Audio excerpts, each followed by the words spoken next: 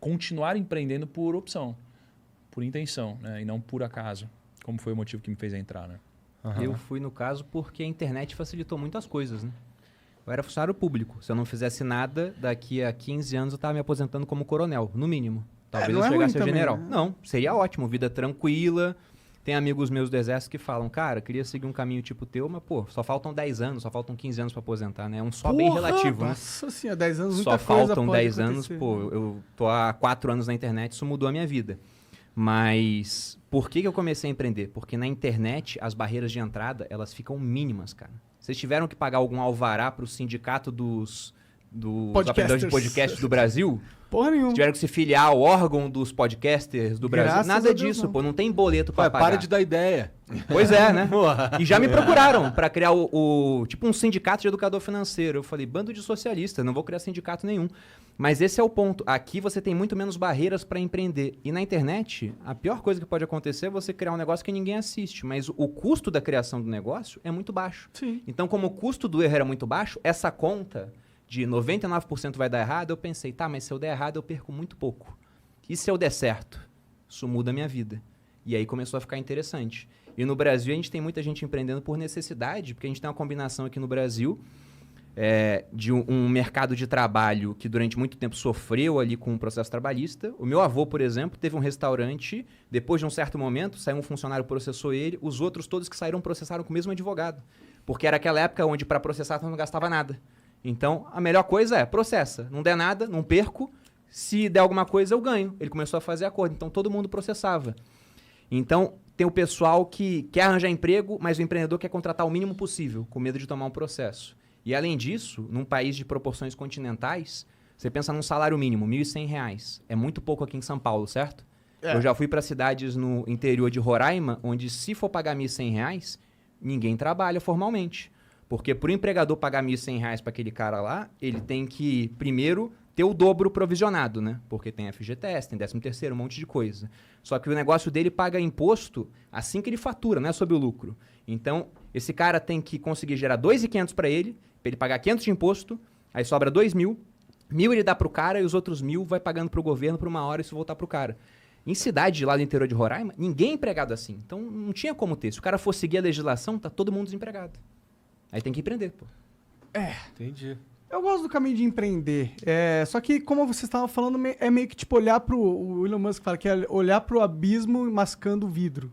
Tá ligado? É uma loucura. Loucura. É mais... Sei lá, é legal. Vocês sentem que vocês estão jogando o jogo certo da vida agora? Cara, eu Que pergunta sinto... diferente, né? É muito bom, né? Jogando o jogo da vida. Olha como é que foi comigo empreender. Eu percebi que eu tava jogando o jogo errado. É o jogo da CLT. Cara, eu dava aula na faculdade. Então, eu sou formado em educação física, né? Primeira formação. Só que eu sou formado numa linha acadêmica. USP, mestrado, bati no doutorado, escreve artigo científico. E como é que ganha um professor? Como é que ganha um? Como é que ganha o professor? Como é que ele é ganha remunerado? por hora aula. Por hora. Um professor ganha por hora. Então, eu ganhava por hora. Eu comecei sendo estagiário, ganhava R$13 a hora, depois eu virei um professor de educação física, ganhava, sei lá, R$10 a hora, e trabalhei aquele negócio todo, fui dar aula na faculdade e ganhei R$30 a hora. Aí o cara falou, pô, mas se você fizer mestrado, você vai ganhar uns R$50 a hora. Por que eu fui fazer mestrado? A verdade é a seguinte... Pra ganhar R$50 a hora. Essa é a verdade. Eu fui fazer mestrado para ganhar mais. Aí eu dava aula na graduação. Eu soube que se eu fosse professor de pós-graduação, eu ia ganhar R$70 a hora. Por que eu fui para pós-graduação? Para ganhar mais dinheiro. E até um dia que tem um congresso de educação física chamado Fitness Brasil. Ele acontece todos os anos em Santos. Gigante, maior do mercado, tal, América Latina. E eu tinha lá um sonho de ser o palestrante daquele lugar. Para quê? Para ganhar mais, mano. Era isso que eu queria. Eu falei, eu quero ser reconhecido, quero ganhar mais. E aí tá aqui meu jogo. E aí, 3 anos trabalhando, fui e recebi uma mensagem. Cara, a gente quer uma aula tua. E mais ou menos a mesma aula que eu dava na faculdade, cara. E o cara falou, vou te pagar R$170 a hora. Eu falei, venci na vida, né, velho? Cheguei. E é um congresso que passa assim num congresso, Brasil inteiro, mundo todo, sei lá, umas 20 mil pessoas no congresso. Caralho. Umas 20 mil pessoas. Eu botei o meu crachá, palestrante, R$170 a hora, cheguei. Quando eu entrei no congresso e vi aquela galera no congresso, Eu falei, mano, quem ganha dinheiro não sou eu. Quem ganha dinheiro é o dono do Congresso, velho. Ali eu tava aprendendo a questão de descentralizar, de escalar e de não vender a minha hora. Ali eu entendi que o cara que ganhava dinheiro, ele comprava a minha hora. Ele compra a hora das pessoas para aquelas pessoas que são ultra especialistas e capazes no assunto darem o show. O cara não dava o show. Quem dava o show eram os professores que ele contratava. E ali em 2011 ou 2012 eu falei, tá na hora de eu mesmo ter o meu, sei lá, Fitness Brasil. E aí eu comecei a empreender. Mas aí veio um novo desafio, né? Que tem um autor chamado Michael Gerber, que ele escreveu O Mito do Empreendedor. Ele fala assim, ó, o cara tem que saber não apenas do negócio, ele tem que saber de negócio. Eu sabia do negócio. É o que eu explicava, eu sabia daquilo. Quando você vai ensinar, quando você vai aprender de negócio, aí essa coluna baixa pra caramba e uma outra é exigida. E aí nessa hora o espírito animal, velho, ele tem que aparecer, porque o cara que empreende é um cara que não tem segurança, não tem certeza, o futuro é incerto, mas o prêmio... Eu aqui, no meu caso, eu fui atrás do prêmio. Em outras palavras, eu fui atrás do dinheiro. O segundo motivo é que meu pai morreu há 5 anos e quando ele morreu, porque teve falência múltipla dos órgãos, ele morreu e trabalhou CLT a vida inteira. Quando a gente descobriu quanto que ele tinha, a gente descobriu que ele estava rico. Quando a gente viu o dinheiro do meu pai, meu pai tinha tudo isso, cara, de grana? Caralho. Mas ele morreu, minha mãe tá com dinheiro, minha mãe é rica, mas tá sem meu pai. Então, tipo, demorou muito para enriquecer e não pôde usar o dinheiro. Eu falei, bom, eu quero trazer isso mais rápido. Quero poder aproveitar, né? Quero poder aproveitar. E a grande questão não é o dinheiro por si só, é o que você faz com o dinheiro. E, inevitavelmente, é sempre tempo de qualidade com a sua família. Não tem, cara. Quando você tem mais grana, é mais tempo de qualidade com a sua família, é mais tempo de qualidade com a sua saúde, é mais tempo de qualidade com as pessoas que são importantes e, de fato, você contribui com pessoas que também precisam. Porque, por exemplo, num espaço como esse aqui, é a oportunidade de falar para muitas pessoas que estão nessa jornada que é possível, que vai dar e que ainda não conseguiram construir esse tempo de qualidade. Então, acho que é importante falar isso. Se vocês fossem fudidaços, zero grana, zero reconhecimento, zero tudo, o que vocês fariam agora para começar uma empresa nova? Com o conhecimento que a gente tem? Sim. Porque senão não é interessante, né? Bom, cara, eu vou responder primeiro. Se eu tivesse o conhecimento que eu tenho, eu estivesse conhecendo agora de novo, eu faria a mesma coisa que eu fiz, só que muito mais rápido. Porque, porra... Mas como? Como você começaria? Qual que seria o seu primeiro passo? Primeiro passo, qual seria? Cara, o primeiro passo seria, porra, se eu não tivesse um celular, comprar um celular. E depois, cara, assinar um plano de internet. Mas você faria um curso logo de cara? Você começaria dando dicas sobre o quê? Você iria entrar em contato com pessoas para collab logo do começo? O que você faria do começo? Tá. Cara, vou te responder de duas formas diferentes, tá? Se eu fosse para esse caminho, a primeira coisa que eu ia fazer seria, cara, celular, internet, começar a estudar gratuitamente pela internet, começar a gravar vídeos sobre finanças, 2 vídeos por semana, da seguinte forma. Aliás, é uma coisa que eu falei, acho que da última vez que eu vim, virou até um corte que ficou bem legal, que eu faria o seguinte, eu iria pegar os 10 canais de finanças mais assistidos do mundo, canais que eu admiro, eu iria pegar os 10 vídeos mais assistidos de cada um desses canais, ia ter 100 vídeos, eu iria pegar esses 100 vídeos, iria fazer um roteiro, iria aprimorar esses 100 vídeos, iria gravar 2 vídeos por semana, ia ter 50 semanas de vídeo. Né? Eu ia começar a angariar uma audiência e, com o tempo, eu iria ensinar aquelas pessoas que querem um caminho mais óbvio, né, através de cursos, através de educação, a entrar no mundo das finanças. Não como alguém que tivesse toda a autoridade do mundo, especialmente porque eu seria alguém que estava começando, mas iria, em tom de humildade, dizer que estou estudando e gostaria de compartilhar de uma forma organizada com quem estiver disposto. Eu sei que esse número será suficiente para enriquecer, talvez atingir a liberdade financeira em menos de 2 anos, sabendo o que eu sei hoje. Né? E aí dali, poxa, conforme eu fosse adquirindo mais autoridade, o negócio ia sendo escalado. Né? Mas se eu não fosse para esse caminho, porque ele é sem graça, pô, é o que eu faço hoje, é óbvio. Se eu fosse começar de novo, eu faria o que eu faço hoje, né? Porque você investiu muito tempo aprendendo o que você sabe hoje. Se eu fosse começar de novo, eu provavelmente iria virar um desenvolvedor. Provavelmente. Desenvolveria o que exatamente? Você teria um plano? Você tem algum plano de uma ideia muito louca? Se você fosse nascer o desenvolvedor, você faria? Não, cara. Eu talvez seria essa pessoa que seria o caminho padrão primeiro. Porque eu acho que as pessoas elas não percebem o seguinte, né? Quando você trabalha para alguém, o que você ganha não é só o salário. Você adquire muito aprendizado. E eu acho que é difícil você começar a empreender sem nenhuma experiência prévia. Então, eu acho que a coisa mais valiosa que existe é você trabalhar para alguém e ativamente aprender, absorver alguma coisa. Então, o que eu faria seria estudar pela internet. Se eu não tivesse dinheiro, ia estudar gratuitamente. Ia demorar mais para aprender, talvez de 8 meses a 12 meses. Você aprende e aprender rápido a as desenvolver... Acho que sim, acredito que sim. Mas a vontade faz aprender muito mais rápido, né? Eu tirei muitas certificações na minha vida onde eu não estudei através de um curso formal. Eu estudava, tudo que dava. Então, eu provavelmente iria começar a desenvolver através de Python, que acho que é a linguagem mais demandada hoje. E, em 10 meses eu acredito que eu estaria empregado ganhando de 4 a 5 mil reais. Pode crer. Né? Só que dali, o meu foco não seria só ganhar o dinheiro e crescer na carreira. Seria ganhar o dinheiro enquanto eu cresço na carreira e enquanto eu aprendo sobre o mercado, né, de tecnologia. E dali, quando eu descobrisse alguma oportunidade, já tendo um conhecimento prévio, eu iria começar a provavelmente resolver algum grande problema nesse mercado. E hoje tem muitos grandes problemas. Acho que o maior problema de tecnologia hoje é recrutamento de pessoas. Né? Todas as empresas têm um déficit de profissional de tecnologia. A gente aqui mesmo está sofrendo, mano. Mas imagina, vocês devem ter aqui quantos profissionais de déficit de tecnologia? 10. 10, né? Cara, tem empresa com 5 mil profissionais de déficit de tecnologia. Aí você imagina, soma a sua, com essa, com a outra. Você fala, cara, o problema é gigante. Então, sabendo de tecnologia e entendendo o tamanho desse problema, é questão de observação até que você descubra que existe algo a se fazer para resolver esse problema. E aí eu provavelmente iria para esse mundo. Né? E eu iria fazer alguma coisa nessa linha. Não sei exatamente o que, mas acho que as respostas iriam se alinhando dentro disso. E vocês, o que vocês fariam? Cara, eu tava aqui pensando, eu faria... Se eu mantendo o que eu sei, né? Mas Sim. eu posso conhecer as mesmas pessoas? Não, aí é cheat. Eu ia mandar um WhatsApp pros caras. Então eu não conheço os caras. Não conhece. Você zerar. Você é um anônimo na internet, você tem o seu conhecimento, Tá. mas zero total. Eu iria estudar tráfego pago.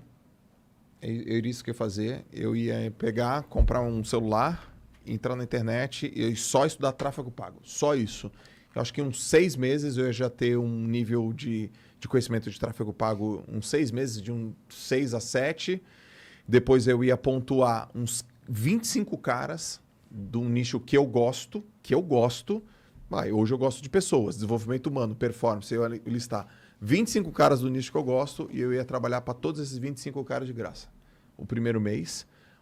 E só falando assim, cara, eu tenho como fazer a sua mensagem atingir mais pessoas. Não importa quanto você ganha, não importa quanto você está fazendo, eu consigo potencializar. E quer ver mesmo? Eu vou fazer isso tudo para você de graça. Assim, assado. E depois eu iria fazer uma proposta para o cara, ou trabalhar para ele, ou ser sócio dele, ou ser parceiro dele.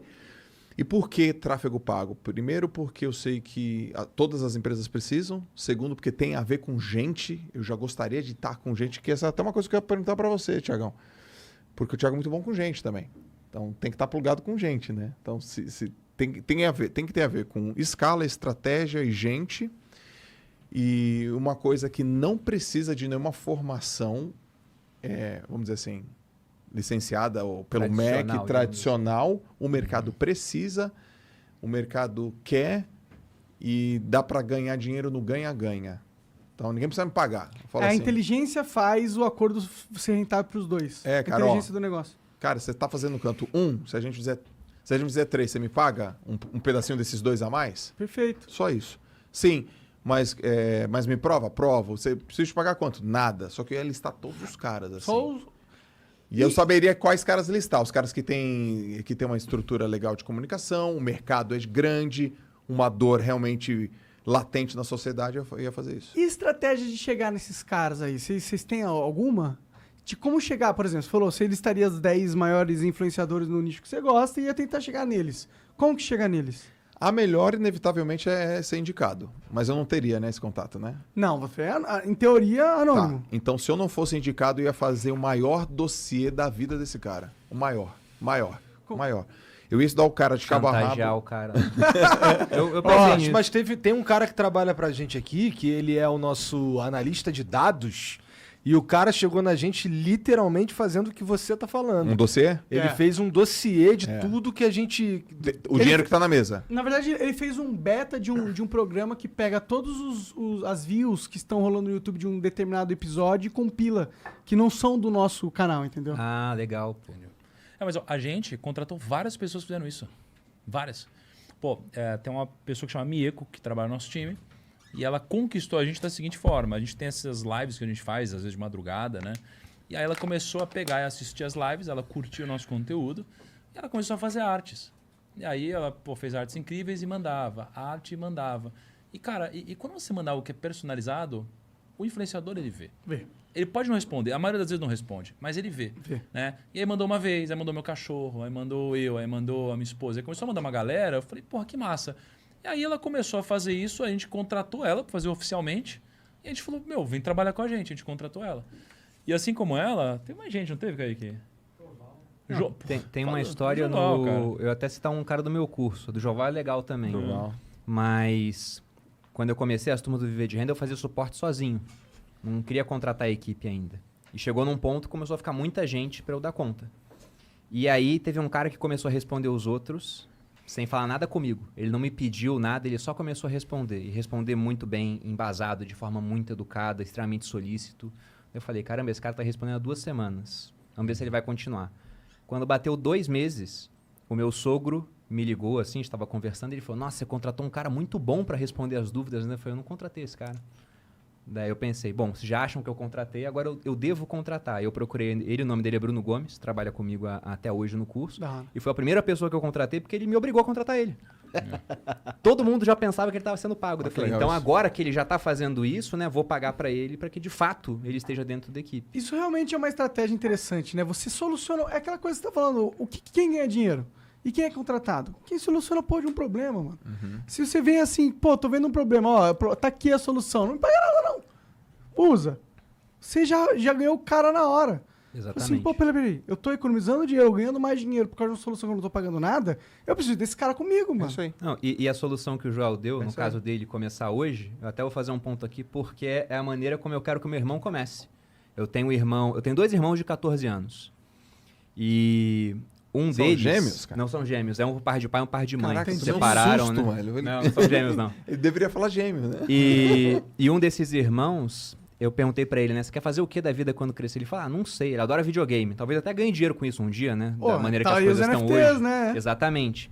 Mas eu falei pra ele, tá, vou fazer o seguinte, vou te pagar uma plataforma pra você aprender tráfego pago. Eu dei pra ele uma assinatura do Stage, que a gente tem, e também de outros cursos de tráfego. Legal. E aí ele tá fazendo, eu falei, em 2 anos fazendo isso, e eu te dou um dinheiro pra você testar, ele tem lá uma ajuda de custo e mais R$200 pra ele começar a fazer tráfego pequenininho, pra ele errar com um pouco, até poder aprender. Ele com 18 anos vai ter 4 anos de experiência. Talvez ele possa virar referência nessa área, porque é uma área tão nova, em que as maiores referências do Brasil têm menos de 30 anos, pô. É verdade. Cara, tem 3 áreas onde tem moleque de 12, 14, 15 anos ficando milionário. 3 áreas. Minecraft? Cara, tecnologia demais, assim. Porque o déficit está tão grande de gente que, cara, se você souber, você vai ser contratado. Nem que seja informalmente ou nem que seja PJ, ou de algum jeito você vai ser contratado. Outra área, marketing digital.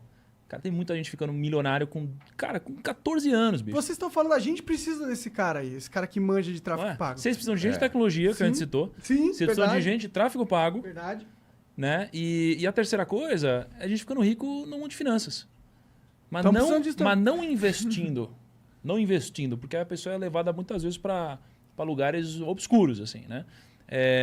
Mas no mundo de finanças, porque existe um déficit muito grande de educação em finanças, porque hoje tem 4 milhões de pessoas investindo na Bolsa. Quando eu comecei, a gente tinha 300 mil pessoas investindo na Bolsa.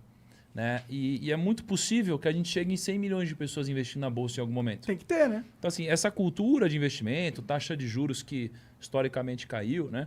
Ela gera uma dúvida porque ninguém sabe investir. Então, assim, esses 3 mercados, cara, tem gente ficando milionário muito cedo, entendeu? Eu vou pegar um subnicho desses mercados para falar o que eu faria. Com o mesmo conhecimento que eu tenho hoje, seria muito fácil fazer tudo de novo. Até porque dá para eliminar os erros e ficar só nos acertos, né? Lógico que hoje a competição é muito maior.